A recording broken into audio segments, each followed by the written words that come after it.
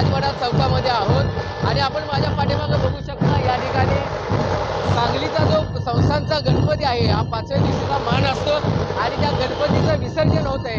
भव्य असा रथोत्सव या निमित्तानं खूप मोठी अशी मिरवणूक या निमित्ताने निघत असते।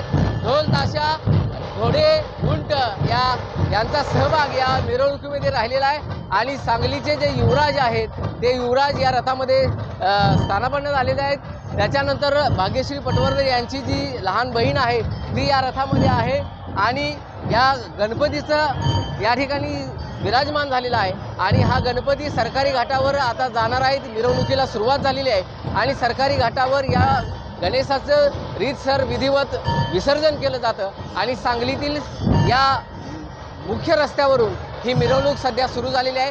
राजवाडा चौकामध्ये सध्या आपण आहोत आणि हजारो लाखो भक्त सांगलीकर रस्त्यावर उतरलेले आहेत आणि आपण बघू शकताय लाखोंचा समूह या ठिकाणी आहे।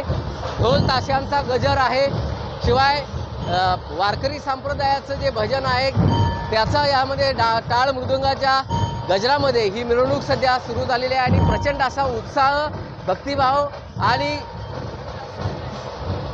या निमित्तानं चालू आहे। सबंध सांगली आणि परिसरातील हजारो लाखो नागरिक या निमित्तानं या मिरवणुकीमध्ये सहभागी झालेले आहेत। मोहन राजमाने, नवराष्ट्र न्यूज, सांगली।